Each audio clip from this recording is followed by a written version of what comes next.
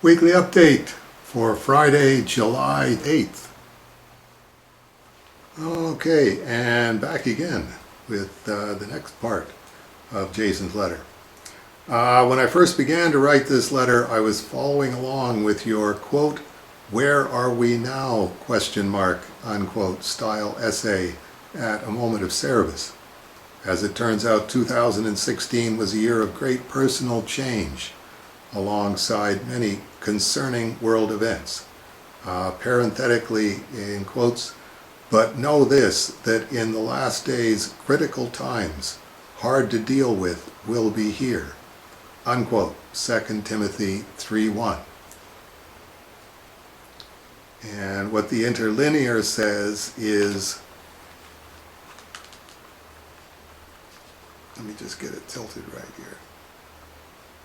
"This, however, be you knowing, that in last days will be standing in appointed times fierce."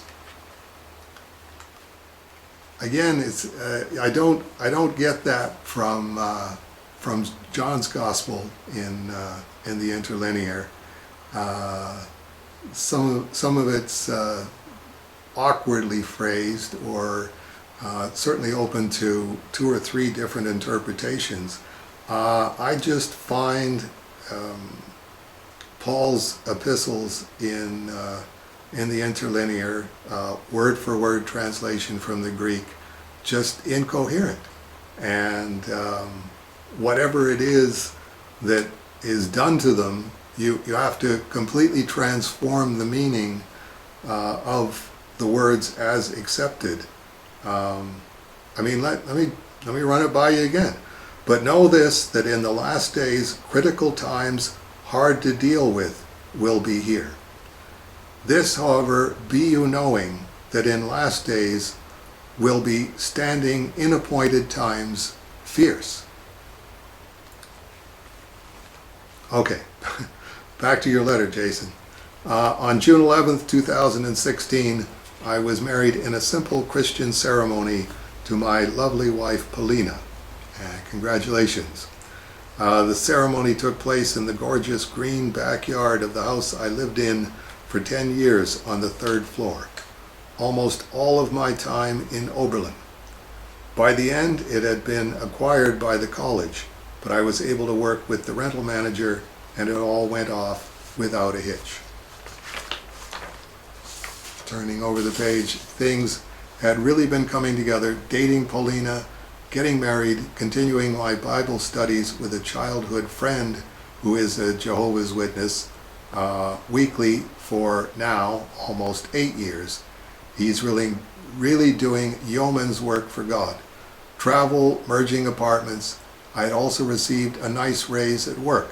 Celebrated my 10th anniversary at the Allen Memorial Art Museum on September 16th, 2016. And was looking forward to comfortable middle aging. Then, on October 12th, Yom Kippur that year, noteworthy, Oberlin College terminated my employment. I got the full treatment. They called me back into work. I left a little early, and then marched me right back out again with 2 human resources goons.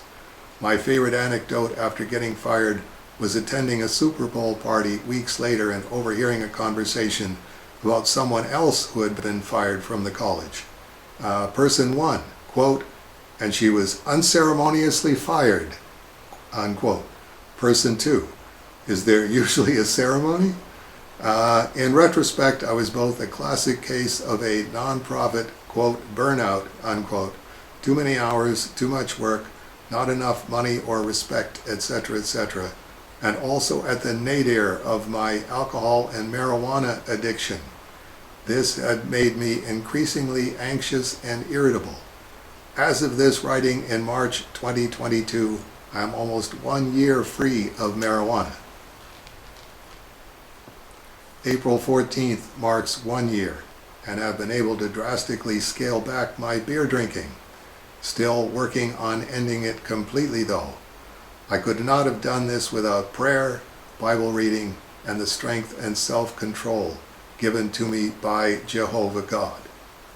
From there, it's been a whirlwind. In the summer of 2017, Paulina got a job as a lecturer at Vanderbilt University in Nashville. As we were both unemployed, her contract at Oberlin expired at the end of the 2016-2017 academic year. We leapt at the chance to, quote, move down south, unquote. I got another job at the Frist Art Museum in Nashville. Here's a weird comics thing about Nashville. The museum was directly across the alley from the Kefauver Federal Courthouse. Yes, that Kefauver. My office window looked directly at it. Yeah, that job didn't go well. A handful of projects were interesting, but for the most part, I was able to coast off of the work done on previous projects in Oberlin. Thus, I got fired from that job in August 2019 for very similar, if not identical, reasons to Oberlin. I was burned out, addicted, anxious, antagonistic, and treading water. But I was also starting to turn the corner. And we're going to leave off at that part in Jason's letter. Good cliffhanger. And I hope we'll see a bunch of you back again next week for more of Jason Trimmer's letter.